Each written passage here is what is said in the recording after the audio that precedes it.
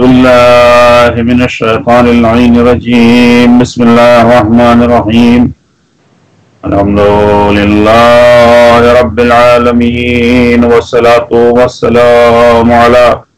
أشرف الأنبياء والمرسلين، سيدنا ونبينا وشفينا بالقاسم محمد. اللهم صل على محمد وعلى محمد وآل بيته الطيبين الطاهرين الغر الميامين المعصومين، ولعنة الله على أعدائهم أجمعين من يومنا هذا إلى يوم الدين. أما بعد، فقد قال الله سبحانه وتبارك وتعالى في كتابه المبين. بسم الله الرحمن الرحيم. والعصر إن الإنسان لفي خسر إلا الذين آمنوا وعملوا الصالحات وتواصوا بالحق وتواصوا بالصبر. صلوات اللهم صل على محمد وآل محمد وعجل فرجهم. حضرات مومنین، السلام علیکم ورحمۃ اللہ وبرکاتہ۔ آج جبکہ پہلی رمضان کا دن گزر چکا ہے اور پہلی مرتبہ اس رمضان المبارک کے موقع پر ہماری اور آپ کی ملاقات بذریعہ انٹرنیٹ ہو رہی ہے، براہ راست نہیں ہو رہی ہے۔ میں سب سے پہلے رمضان المبارک کا استقبال کرتا ہوں۔ یہ وہ مہینہ ہے جس کو شہر اللہ کہا گیا ہے۔ یہ وہ مہینہ ہے جو بابرکت مہینہ ہے، جس میں اللہ کی طرف سے خاص عنایات اپنے بندوں کے لیے ہوتی ہے، اور بندہ اپنے خدا کا مہمان ہوتا ہے۔ ویسے تو کون سا دن ایسا نہیں ہے اور کون سا وقت ایسا نہیں ہے کہ اس کی مہمانداری میں کوئی کمی ہوتی ہے، لیکن یہ مخصوص مہینہ ہے جس میں پروردگار عالم اپنے بندوں کے لیے اہتمام کرتا ہے کہ ان کے لیے نہ صرف یہ کہ رزق کو عطا کرتا ہے، بلکہ ان کے روحانی رزق کا بھی بندوبست کرتا ہے، اور ان کے گناہوں کو معاف کر دیتا ہے اور عفو اور درگزر کے دروازوں کو کھول دیتا ہے۔ یہ مہینہ وہ مہینہ ہے کہ جس مہینے کو اس نے اپنے نام سے منسوب کیا ہے اور کہا ہے کہ یہ میرا مہینہ ہے، اور یہ مہینہ وہ ہے کہ جب اس سے منسوب ہو جاتا ہے تو اس کی کیفیت بالکل بدل جاتی ہے، اس لیے کہ پروردگار سے جو چیز بھی منسوب ہوتی ہے اس کی نوعیت الگ ہو جاتی ہے۔ اگر اس کے گھر کو بیت اللہ کہا جاتا ہے تو تمام گھر دنیا کے اور تمام مکانات دنیا کے ویسے نہیں ہو سکتے کہ جیسا اس کا گھر ہے۔ دیکھنے میں چاہے وہ مختصر سا دکھائی دے، دیکھنے میں چاہے وہ چند دیواریں ہوں، چار دیواری ہو، ایک دروازہ ہو، لیکن دنیا کے بڑے سے بڑے محل اور خوبصورت سے خوبصورت محلات اور مکانات کے مقابلے میں کعبے کی منزلت اور کعبے کی حیثیت مختلف ہو جاتی ہے، اس لیے کہ وہ گھر اس خدا سے منسوب ہو جاتا ہے۔ اسی طریقے سے اگر وہ اس مہینے کو بھی اپنے سے منسوب کرتا ہے تو 12 مہینوں میں یہ مہینہ سال کے تمام مہینوں میں منفرد ہو جاتا ہے کہ جس میں وہ اپنے بندے پر خاص عنایات اور رحم و کرم کرتا ہے۔ آج کے اس ہنگامی حالات میں کہ جب دنیا میں بحران کا سلسلہ جاری ہے اور دنیا ایک بہت بڑے بحران سے گزر رہی ہے، اور ابھی تک اس بحران کا حل دنیا کے پاس نہیں نکل پایا ہے، یہاں تمام قومیں اور تمام ملک بین الاقوامی سطح کے اوپر اس وائرس سے متاثر ہوئے ہیں، اور ہماری اپنی قوم کے اوپر بھی اس کا بہت اثر ہوا ہے۔ ہماری ذمہ داریوں میں اور ہماری تمام تر کوششوں میں فرق ہو جانا چاہیے۔ پچھلے سال ہم نے جس طریقے سے ان ایام کو گزارا تھا، آج اس کے مقابلے میں تمام بندشیں ہم پر لگ گئی ہیں، اور وہی بندشیں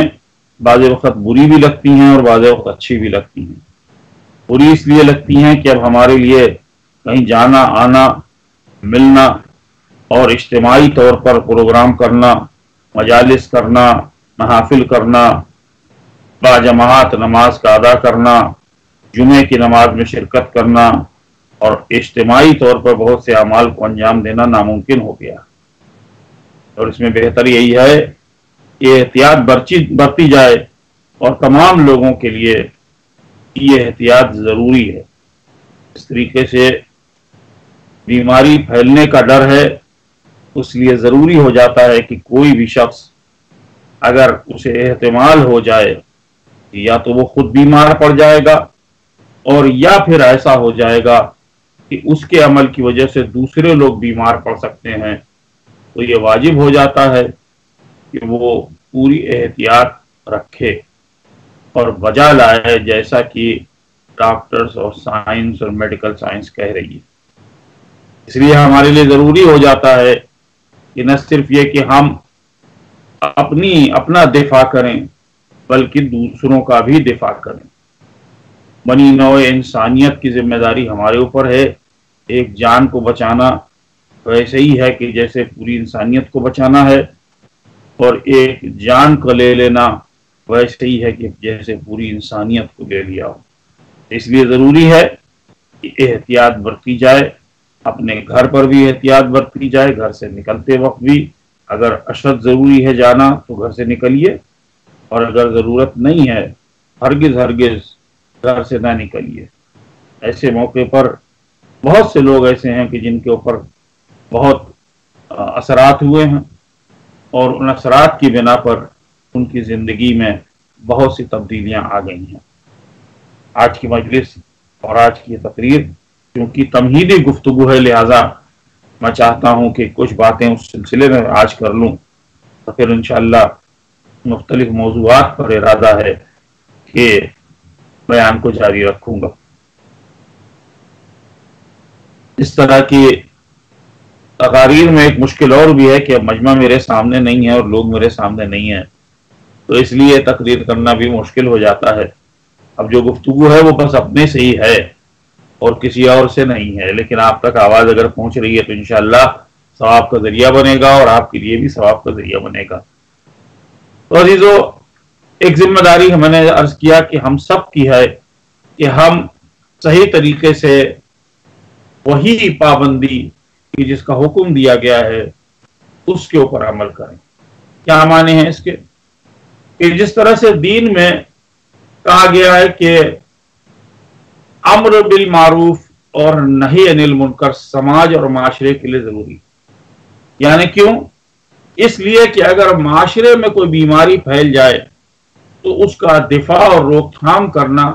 پہلے ضروری ہے،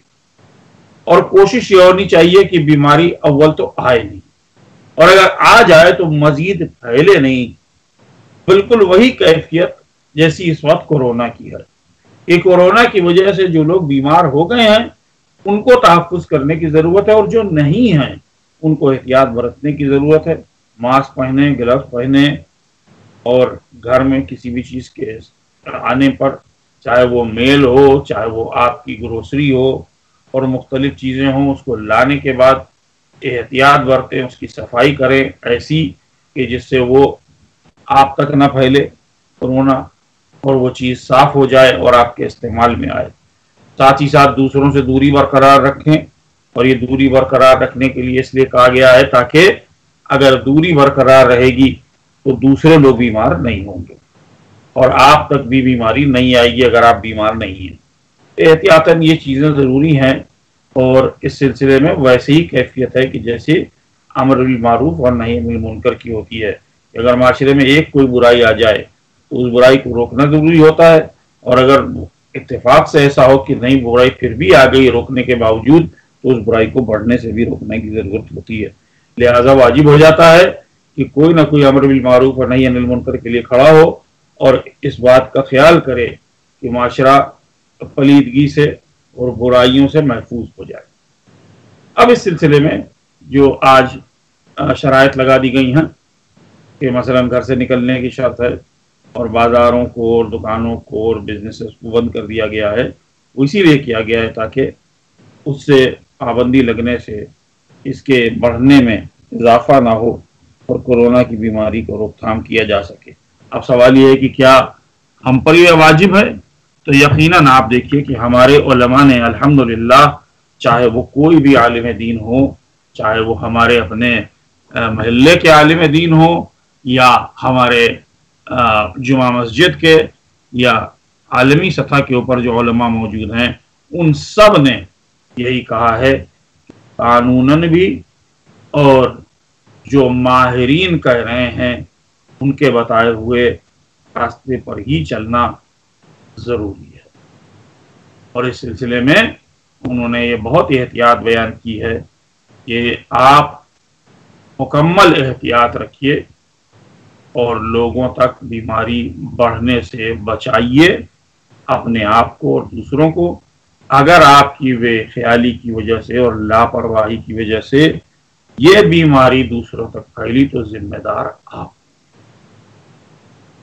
اور اس سلسلے میں انہوں نے یہاں تک کہہ دیا ہے کہ اگر خدا نخواستہ کسی مومن کا انتقال ہو جاتا ہے تو اس مومن کے دفن اور کفن کے سلسلے میں جو قانون شریعت ہیں ان پر عمل کیا جائے گا۔ ایسے قانون شریعت ہیں جن پر عمل ہوگا، اس سلسلے میں آپ دیکھیے کہ انہوں نے کہا ہے کہ اگر ممکن ہو تو غسل دیا جائے، اور اگر اس سے بیماری پھیلنے کا ڈر ہوتا ہے دوسروں کو تو غسل نہ دیا جائے۔ تو غسل دینا تو ضروری ہے میت کو، اور کفن پہنانا ضروری ہے، لیکن اگر یہ احتمال ہو یا یہ ڈر ہو کہ اس کی وجہ سے غسل دینے والے کو اور کفن پہنانے والے کو بیماری لگ جائے گی، کورونا کی بیماری ہو جائے گی، تو اس سلسلے میں تمام فقہا تقریباً یہی کہتے ہیں کہ اب کوئی ضرورت نہیں ہے کہ آپ غسل دیجئے، آپ کوشش کیجئے کہ تیمم سے دے کر میت کو دفن کر دیا جائے۔ اور اگر تیمم بھی نہیں دیا جا سکتا، کیونکہ تیمم دینے میں بھی میت کو اگر چھونا پڑے گا، اور تمام تر احتیاط کے باوجود بھی اگر ایسا ہوتا ہے کہ اس سے بیماری پھیل جائے گی تو آپ تیمم بھی آپ دے سکتے ہیں، اور تیمم بھی نہیں دے سکتے تو پھر ایسی کیفیت میں آپ کو بغیر تیمم کے ہی آپ کو میت کو دفن کرنا ہے۔ اور جتنے ارکان میت آپ سے ممکن ہوں جن میں کوئی بیماری پھیلنے یا ضرر پہنچنے کا ڈر نہ ہو، ان کو آپ انجام دیں۔ اگر میت دفن ہو گئی ہے یا میت تابوت میں ہے اور دور سے کھڑے ہو کر تلقین پڑھی جا سکتی ہے تو پڑھ سکتے ہیں۔ اگر قبر بند ہو گئی ہے اور قبر بند ہونے کے بعد اب چونکہ بیماری پھیلنے کا ڈر نہیں ہے تو باہر سے تلقین پڑھی جا سکتی ہے۔ نماز جنازہ کے سلسلے میں بھی احتیاط برتنے کے لیے کہا گیا ہے۔ تو یہ تمام چیزیں اس لیے ہیں کہ ہمارا دین وقت کے ہم آہنگ ہے اور وقت کے ساتھ چلتا ہے۔ ہمارا دین وقت سے پیچھے نہیں ہے، وقت جیسے جیسے چل رہا ہے دین تحقیق کرتا ہے، اور مجتہدین اور علماء اپنی تحقیق کر کے وقت کے ہم آہنگ فتاوے ہم کو دیتے ہیں، جس کے نتیجے میں ہماری زندگی آسان ہو جاتی ہے۔ قوانین شریعت کے حدود میں بھی ہم رہتے ہیں، اور نئے قانون اور نئی ایجادات اور نئے ماحول میں شریعت کے قانون کو لگانا، عائد کرنا، یا ان سے سیکھ لیتے ہیں، ان سے سمجھ لیتے ہیں، اس لیے ضروری ہو جاتا ہے۔ اب اس کا ایک دوسرا پہلو بھی ہے، اور وہ یہ ہے کہ اس بیماری کے سبب نہ جانے کتنے لوگ ہیں کہ جن کے روزگار پر اثر پڑا ہے اور جن کی زندگی پر اثر پڑ گیا ہے، جن کا روزگار ان سے چھن گیا ہے، یا جس طریقے سے روزگار وہ کرتے تھے اب وہ کر نہیں سکتے، اور بہت سے روزگار ایسے ہیں کہ جو ابھی کھلے نہیں ہیں، یہ معلوم نہیں کہ کیا اثرات ان کے اوپر ہوں گے، اور بہت سے ایسے لوگ ہیں کہ جو روزگار چھن جانے کی وجہ سے بہت ہی پریشان حال ہیں، اور یقیناً ہوں گے۔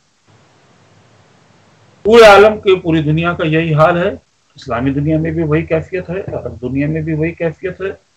اور غیر عرب دنیا میں بھی وہی کیفیت ہے۔ ہمارے وطن میں اور آپ کے وطن میں سب جگہ یہی کیفیت ہو گئی ہے، کیونکہ اس طریقے سے تالا بندی لاک ڈاؤن ہو گئی ہے، اس کی وجہ سے لوگ گھروں سے نہیں نکل رہے ہیں، تو اب ضروری اشیاء کے علاوہ اور سارے بزنسز ابھی فی الحال رکے ہوئے، اور جب یہ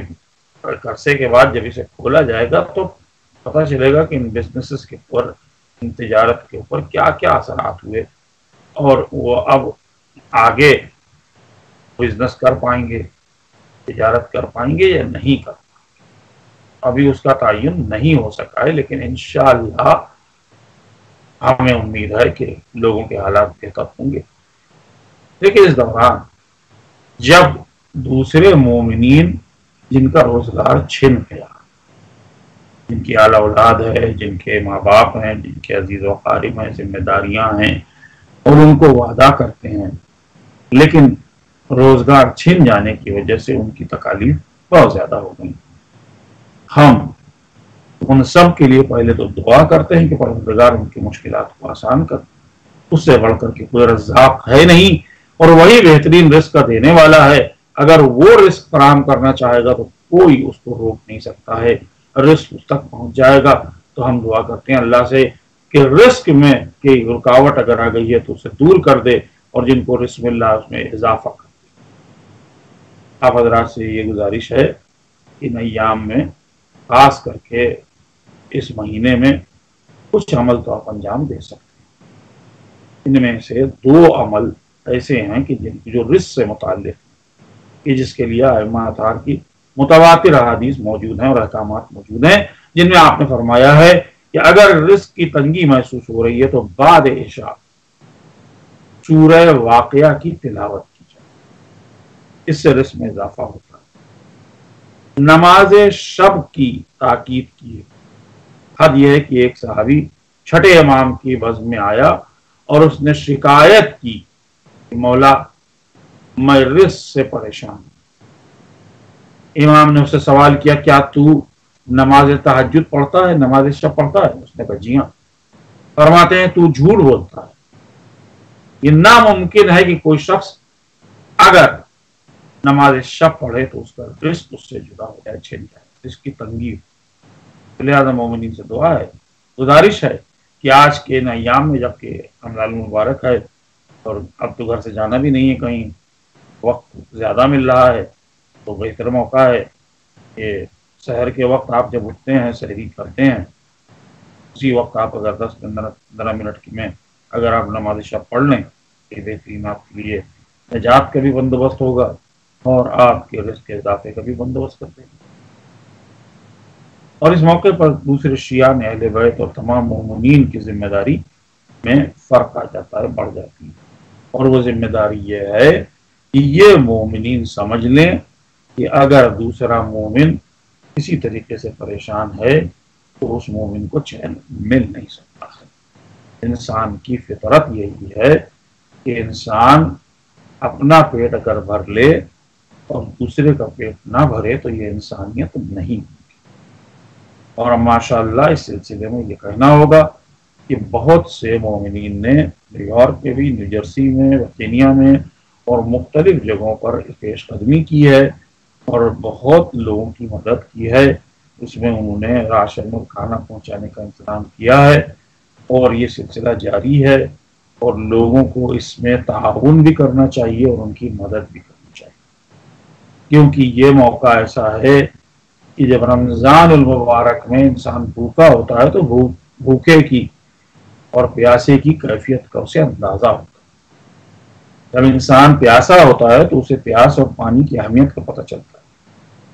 جب انسان بھوکا ہوتا ہے تو اسے رزق اور دانے کی اور اپنے شکم کی پوری کی کیفیت کا اندازہ ہوتا ہے۔ رمضان المبارک وہی مہینہ ہے کہ جو تاکید کرتا ہے کہ دیکھو تم ضرور اللہ کو یاد کرو اور اللہ کی ان نعمات کو یاد کرو جو اس نے تمہیں عطا کی، اور کبھی ایسا نہ کرو کہ تم اس نعمت کو بھول جاؤ جو اللہ نے تمہیں دی۔ اسی لیے قرآن مجید کہتا ہے کہ ان تعدوا نعمت اللہ لا تحصوها، تم اگر اللہ کی نعمات کو گننے کی کوشش کرو گے تو دیکھو تم احسان نہیں کر پاؤ، گن نہیں پاؤ۔ پھر قرآن مجید کہتا ہے کہ اگر تم اللہ کا شکر ادا کرو گے لازیدنکم، تو دیکھو جتنا جتنا تم شکر ادا کرو گے اتنا اتنا ہم نعمت میں اضافہ کرتے رہیں گے۔ تو اس لیے اور بھی ذمہ داری ہے ان کے لیے کہ جن حضرات نے، جن کے پاس مال ہے یا جن کے کیفیت، جن کے حالات بہتر ہیں، وہ دوسروں کو فراموش نہ کریں۔ اب آپ ان کو گھر پہ بلا نہیں سکتے ہیں کہ آپ ان کے لیے افطار کا انتظام کریں اور سحر کا انتظام کریں، نہ ہی آپ ان کی سینٹر پہ ضیافت اس طریقے سے کر سکتے ہیں، افطار کا انتظام کر سکتے ہیں جیسے پہلے کرتے تھے۔ تو اب یہ ضروری ہو جاتا ہے کہ آپ جس طریقے سے بھی، اور جو مومنین تعاون کر رہے ہیں ان کے ساتھ مل کے پوری قوم کے لیے اور پورے مومنین اور اسلامک امہ کے لیے کوشش کرنی چاہیے، کی مدد کرنی چاہیے۔ ہاتھ پاؤں سے مدد کر سکے تو کر دیں، اگر آپ ہاتھ پاؤں سے نہیں کر سکتے تو مال سے کر دیں، تعاون کریں، مدد کریں، ان کی ہمت افزائی کریں کہ جو لوگ یہ خدمت انجام دے رہے ہیں، اور دعا کریں کہ وہ تمام لوگ جو یہ کام انجام دے رہے ہیں وہ محفوظ رہیں، ایسا نہ ہو کہ وہ بھی اس وبا کی زد میں آ جائیں، کیونکہ زیادہ گھر سے باہر نکل رہے ہیں اور مختلف جگہوں پہ جاتے ہیں، لوگوں کو یہ سامان پہنچاتے ہیں۔ تو اللہ سے یہ دعا کیجیے کہ وہ سب محفوظ رہیں، ان کی جان مال بچی رہے، اور وہ خدمت کی جو ان کا جذبہ ہے اس میں اضافہ ہو، ان کی توفیقات میں اضافہ ہو۔ اس کے ساتھ ساتھ اب ضروری یہ ہے کہ ہم لوگ اپنا محاسبہ بھی کر لیں، کیونکہ آج کی تمیری مجلس ہے، تو اب آپ خود اندازہ کر سکتے ہیں کہ اتنی پابندیاں لگنے کے بعد ہمارا گھر سے نکلنا ہی بند ہو گیا، ہم لوگ کہیں جاتے نہیں ہیں، ہماری کسی سے ملاقات نہیں ہے، اور ہم اپنے کنبے اور اپنے گھر میں ہی موجود ہیں۔ ذرا سی پابندی لگنا کتنے تکلیف دہ ہوتی ہے کہ گھر سے نہیں نکل سکتے، کسی سے ملاقات نہیں کر سکتے، حالانکہ رابطہ ابھی بھی ہو جاتا ہے، فون سے ابھی بھی رابطہ ہو جاتا ہے، لیکن بہرحال ایک کمی تو آ گئی ہے، سوشل لائف میں کمی آ گئی۔ تو کیا کرنا چاہیے؟ اس سے ایک سبق لینا چاہیے کہ اصل میں زندگی اجتماعی تو ہے، لیکن اگر تنہا ہو گئے تو کیا کریں، اگر جدا ہو گئے سب سے تو کیا کریں گے؟ تو ایسے سلسلے میں اس سے موقع کے لیے چوتھے امام زین العابدین علیہ السلام فرماتے ہیں کہ دیکھو، اگر مجھے دنیا میں تنہا چھوڑ دیا جائے اور کوئی نہ ہو، اور مجھے قرآن میرے ساتھ ہو، تو قرآن میرا سب سے بہترین رفیق ہوگا، اور مجھے کوئی مشکل نہیں ہوگی، میں قرآن پڑھتا رہوں گا اور قرآن کی تلاوت کرتا رہوں گا، اس کے معنی مطالب، اس کے حقائق، اس کے اول، اس کے آخر، اس کے ظاہر باطن، اس کی ناسخ منسوخ، اس کی تمام کیفیات کو میں پڑھ کے سنتا رہوں گا، اور کبھی میرا دل نہیں کرتا۔ اس کا مطلب ان سے قرآن وہ ہوتا ہے کہ جو پریشان کیفیت میں بھی مددگار ہو سکتا ہے۔ اسی لیے قرآن کہتا ہے کہ الا وَإِنَّ ذِكْرَ اللَّهِ تَطْمَئِنُّ الْقُلُوبُ، کہ دیکھو اصل میں تو ذکر خدا ہی انسان کے دل کو اطمینان دیتا ہے۔ دل کو اطمینان اگر چاہیے، جب سب طرف سے امیدیں شکستہ ہو جائیں اور کوئی مددگار نہ ہو، تو اس کیفیت میں اگر کوئی ہے تو وہ اللہ کی ذات ہے، اور اس تک پہنچنے کا وسیلہ یا تو محمد و آل محمد ہے، اور یا وہ قرآن۔ دونوں میں سے کسی ایک کو بھی اگر وابستگی ہو گئی تو انسان کبھی گھبرا نہیں سکتا، پریشان نہیں ہو سکتا، حیران نہیں ہو سکتا، اور اسی لیے دونوں کو پیغمبر چھوڑ کے گئے۔ تو اب چونکہ تنہائی ہے اور چونکہ سب سے جدا ہو گئے ہیں، تو زیادہ وقت قرآن کے ساتھ نکالنا چاہیے، قرآن کی تلاوت، قرآن کی تفسیر، قرآن کی حقائق کو جاننے کی کوشش کرنی چاہیے۔ ضروری نہیں کہ ہر وقت آپ تلاوت کرتے رہیں، لیکن دوسرے پہلو سے قرآن کو سمجھنے کی کر سکتے ہیں۔ ایک پہلو یہ ہو سکتا ہے مثلا کہ قرآن میں سورے کیسے ہیں، کتنے سورے حروف مقطعات کے ساتھ میں، کتنے سورے بہت طولانی ہیں، کون سا سورہ کہاں نازل ہوا، سوروں کی فہرست کیا ہے، سوروں کی ترتیب کیا ہے، قرآن میں کتنے سجدے ہیں، کتنے رکوع ہیں، وغیرہ وغیرہ، بہت سی چیزیں ضمناً انسان قرآن کے بارے میں خود حاصل کر سکتا ہے۔ اور اس کے علاوہ قرآن کے کسی ایک سورے کے اگر معنی کو سمجھنے کی کوشش کیا جائے، یا کسی ایک آیت کی تفسیر کو پڑھا جائے اور معلومات اس کے بارے میں حاصل کیا، زیادہ بہتر ہے۔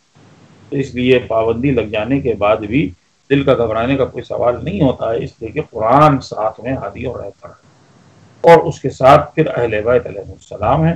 کہ اگر ان کا تذکرہ کیا جائے یا ان کی حیات طیبہ یا ان کے احکامات کو اور ان کی زندگی کو اگر پڑھا جائے تو کبھی انسان کا دل گھبرا نہیں سکتا۔ دنیا کے انسان تو گھبرا سکتے ہیں، دنیا کے انسان تو پریشان ہو سکتے ہیں، لیکن کبھی بھی ایسا نہیں ہو سکتا کہ اہل بیت کا تذکرہ دل کو کبھی میں گھبراہٹ پیدا کرے۔ تو ایک بہت اچھی بات یہ ہے، اور اس میں اچھائی ہے میری نظر میں سمجھتا ہوں زیادہ بہتر یہی ہے، وہ یہ کہ اگر آپ یوں تو بہت سی مجالس اور بہت سے اسپیچز آج کل آئیں گی اور آپ سن سکتے ہیں علماء کی، اور بڑے ہی بہترین ذاکرین اور علماء کی یقینا، لیکن آپ خود بھی تحقیق کیجیے اور پڑھیے، خود اپنے علم میں اضافہ کیجیے، خود معلومات کو بڑھانا زیادہ ضروری ہے۔ لوگ سنی سنائی بات میں زیادہ لگتے ہیں اور کتاب سے علم حاصل کرنے کی کوشش نہیں۔ کوئی ایک کتاب لے لیجیے، کوئی ایک تفسیر لے لیجیے، آن لائن بھی موجود ہے، اردو میں بھی موجود ہے، انگریزی میں بھی موجود ہے، تو ان کو بھی آپ حاصل کر سکتے ہیں۔ ایک ایک چیپٹر سے ایک ایک باب پڑھنے کی کوشش کیجیے، اور پڑھی ہوئی چیز کے اوپر زیادہ آپ کو عبور حاصل ہو جائے، دل بھی نہیں گھبرائے گا۔ جب ایک کسی کتاب میں دلچسپی پیدا ہو جاتی ہے تو پھر وہ کتاب ختم ہونے کے بعد ہی دلچسپی ختم ہوتی ہے۔ بہت سی کتابیں ہیں جن میں تحقیق ہے، اور بہت سی مناظرے کے اوپر کتابیں ہیں جن سے آپ کے علم میں اضافہ بھی ہوگا اور معلومات میں دلچسپی برقرار رہے گی۔ یہ بھی ضروری ہے کہ آپ اس کو برقرار رکھیے اور اپنے دن اور رات کو اللہ کی عبادت اور اس کے ذکر میں گزاریے۔ اور دوسرا پہلو جو کہ لوگوں کی خدمت کا ہے، تو تمام لوگوں کی خدمت کے لیے جو بھی آپ سے میسر ہو، کہا جاتا ہے کہ اگر آدھی کھجور سے بھی کوئی روزہ کھلوا دیتا ہے تو اس کا بے انتہا ثواب، پوری کھجور میں آدھی، نصف کھجور۔ تو اب آپ کو کوشش یہی کرنی چاہیے کہ آپ اس میں بھی افطار میں، سحری میں، یہاں اور دوسرے ممالک میں غریب اور لاچار اور پریشان حال اور بے روزگار اور مجبور لوگوں کی مدد کریں۔ ہو سکتا ہے کسی مریض کو دوا کی ضرورت ہو تو وہ آپ، ہو سکتا ہے کسی کے گھر پر دوا پہنچانے کی ضرورت ہو یا اس کی تیمارداری کی ضرورت ہو تو آپ اس میں کام مددگار ہو سکتے ہیں۔ مقصد یہ ہے کہ چونکہ آپ اللہ کے بندے ہیں تو اللہ کے بندوں کی خدمت کر کے اللہ کی رضا کو حاصل، بس یہی کامیابی ہے۔ اور آج میں اپنی تقریر کو یہیں پر ختم کرتا ہوں، چند جملے صرف مسائل کے، تاکہ یہ ذکر ان سے منسوب ہو جائے۔ بس عزیزوں، یہ وہ مہینہ ہے کہ جس میں ہم بھوک اور پیاس کا اندازہ کرتے ہیں۔ ذرا بھوک اور پیاس کا اندازہ کیجیے امام حسین علیہ السلام کی، ذرا بھوک اور پیاس کا اندازہ کیجیے جناب علی اکبر اور علی اصغر کی، ذرا بھوک اور پیاس کا اندازہ کیجیے جناب سکینہ اور جناب زینب کی۔ میں کہتا ہوں کہ کربلا میں جو شہید ہو گئے، ان کے جسم سے جب خون نکلا ہوگا تو ان کی پیاس میں اضافہ ہو گیا، ان کی بھوک میں اضافہ ہو گیا، ان کی تکلیف میں اضافہ ہو گیا، لیکن جیسے ہی موت کو ہم کنار ہوئے، ویسے ہی ان کی بھوک اور پیاس ختم ہو گئی ہوگی۔ اللہ کی طرف سے ان کو یقیناً پانی بھی ملا ہوگا، کھانا بھی ملا ہوگا، ان کی پیاس بھی بجھی ہوگی اور ان کی بھوک بھی۔ لیکن ذرا آپ اندازہ کیجئے کہ جناب زینب کی پیاس کب بجھی ہوگی، جناب ام کلثوم کی پیاس کب بجھی ہوگی، جناب سکینہ کی پیاس کب بجھی ہوگی، کس عالم میں وہ رہے ہوں گے۔ شب عاشور بھی، بلکہ شام غریبہ میں بھی حور کی زوجہ نے لا کر کے پانی پیا تھا۔ میرا دل کہتا ہے کہ سکینہ کو تو پلانے کے لیے چلی گئی تھی، لیکن جناب زینب شاید پوری رات پیاسی رہی۔ سلام ہو حسین کی اس بہن پر، سلام ہو کربلا کی ان شہداء کے اوپر اور ان اسیروں کے اوپر کہ جنہوں نے پیاس کے عالم میں پورا دن اور رات گزار دیا، جن کی پیاس کی کوئی انتہا نہیں تھی اور جو کبھی ختم نہیں ہوئی۔ اللہم صلی علی محمد و آل محمد، اللہم لعن قتلۃ الحسین و اولادہ و اصحابہ وسیعلم الذین ظلموا ایاکم منقلبین انا للہ و انا الیہ راجعون۔ ربنا تقبل منا انک انت السمیع العلیم۔